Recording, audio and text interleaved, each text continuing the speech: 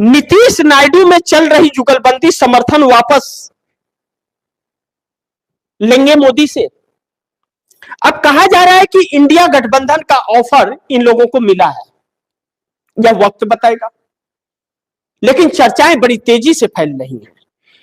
और नीतीश नायडू की में अगर जुगलबंदी चल रही है तो वह मोदी सरकार को बहुत भारी पड़ने वाली है।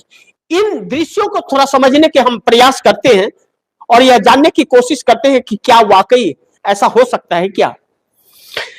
इस वक्त जो परिस्थितियां मोदी सरकार की हैं, मोदी सरकार के ताबूत में 4 कील ठोक दी गई है। ताबूत के अंदर 4 कील ठोक दी गई है और वह कील बड़ी मजबूत है, निकल नहीं पा रही है और ना ही निकलने की उम्मीद है। पहला, अमेरिकी ट्रेड डील पर है और भारत टैक्स देगा और अमेरिका से टैक्स नहीं लेगा। दूसरा, एप्स्टीन फाइल में के अंदर हरदीप सिंह पूरी तरह से लिप्त है और हरदीप सिंह पुरी के जरिए सरकार लिप्त पाई जा रही है। और 2014 और 15 के बीच में 5,700 करोड़ हरदीप सिंह पुरी की बेटी ने फंड उठाए हैं वहां से, एप्स्टीन के दोस्त से। और 9 मुलाकातें और 62 आदान प्रदान ईमेल का हरदीप सिंह पुरी के साथ हुआ है, यह सबूत आ रहा है। और भी कई सारे सबूत मिलते हुए नजर आ रहे हैं। सरकार इसमें फंसी है। और नंबर 3, जनरल नरवणे की बुक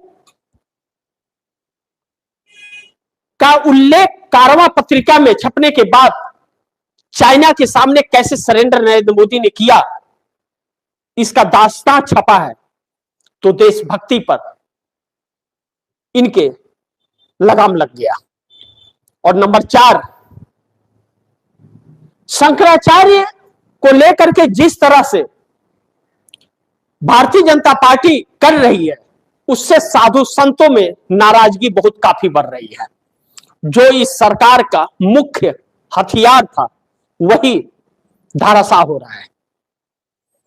लेकिन इसमें एक 5वां कील ठुकता हुआ नजर आ रहा है जो इस सरकार को बेचैन कर रहा है और नरेंद्र मोदी को रुला रहा है, वह है यूजीसी।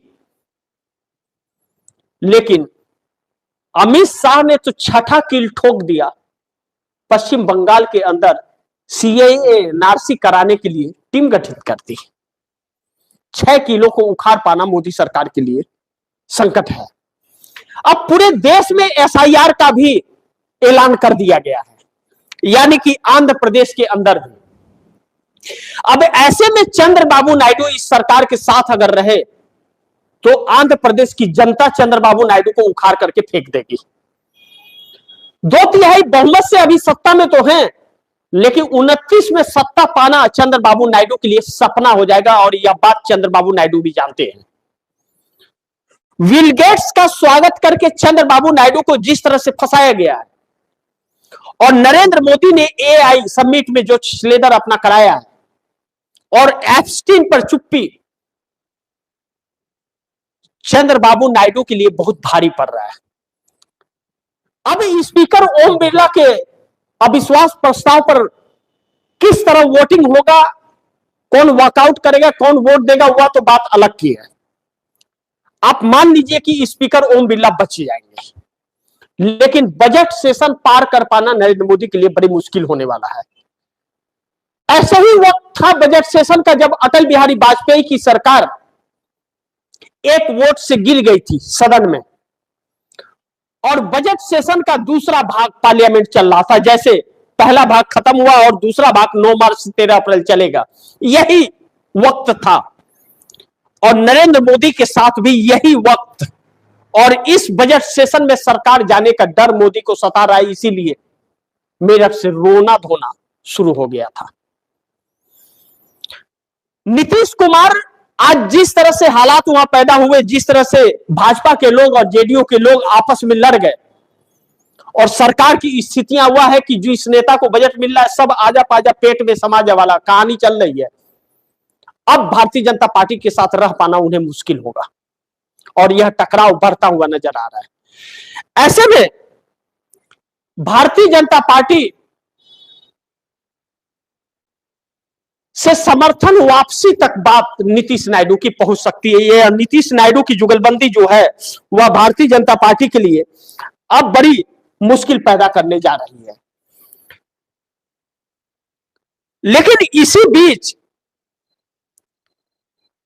जो पूर्व डिप्टी सीएम अजीत पवार का विमान क्रैश पर लेकर के भी राम मोहन नायडू के ऊपर सवाल खड़े हो रहे हैं उसके जांच के आदेश के लिए,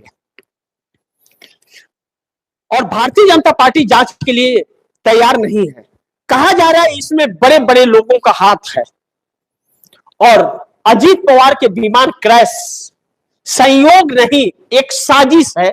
यह बात रोहित पवार बार बार कह रहे हैं, जिससे भारतीय जनता पार्टी और एनडीए की सरकार बैकफुट पर आ रही है। चंद्रबाबू नायडू से भी रोहित पवार ने आग्रह किया कि उद्यान मंत्रालय आपके पास है, आप इस पर गंभीर रूप से विचार करें और इस पर जांच के आदेश अपने मंत्रालय से दिलाएं। चंद्रबाबू नायडू फंसते हुए नजर आ रहे हैं।